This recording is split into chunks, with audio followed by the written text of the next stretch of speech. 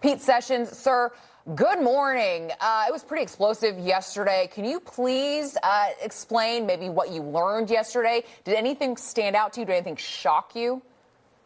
Alex, I think, and good morning. I think it's important for us to understand that this is an embarrassing thing for members of Congress who are Democrats. But just like the American people are learning, they have learned too that they cannot condone this. And so no one likes to be looked at in a way that they are. But the bottom line is Nick Shirley was treated poorly. He uncovered this. He provided the information. It has given us a treasure trove of not only places to go, but angles by which to look at it.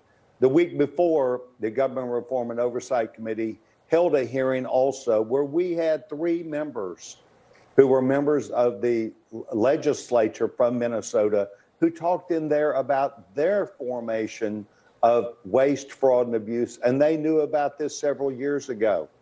It was swept under the rug and dismissed, not only by the elected officials, but by the media. So that's what happens. The light of day shows a lot of things that needed to be seen. Yeah, well, sunlight is the best disinfectant, sir. And you heard from Nick Shirley at the beginning there. He said, Tim Walz claimed, the buck stops with me. Okay, so what happens now? I mean, how can we assure the correct people are really held accountable for what we are seeing in Minnesota?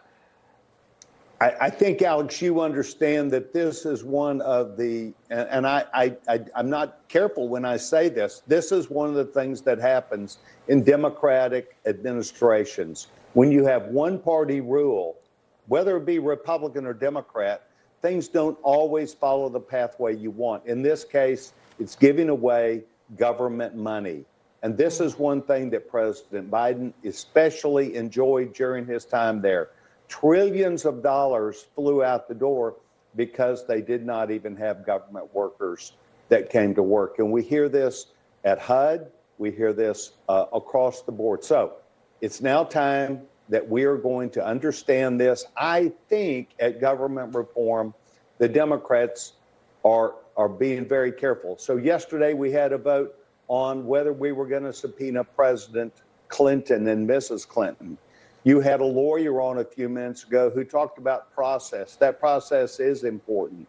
But the bottom line is that it's not political because the Democrats joined with us in voting to subpoena President Clinton and Mrs. Clinton.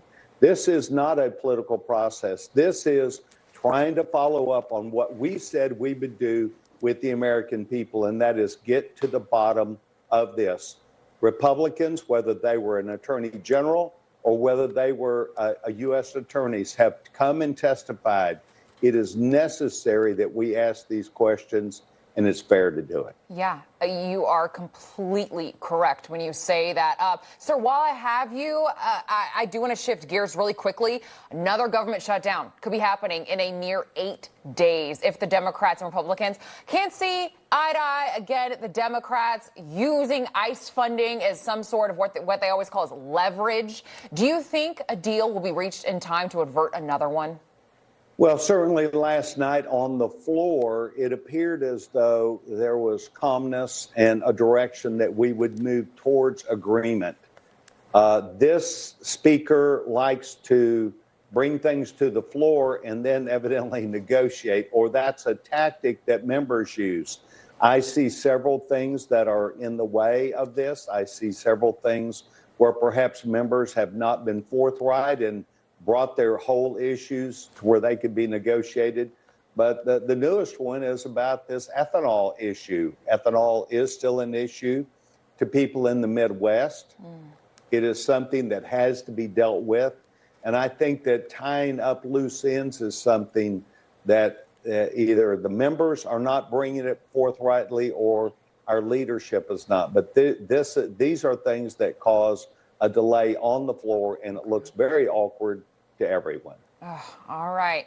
Congressman Pete Sessions from the great state of Texas. Really appreciate your time this morning. Thank you so much. Alex.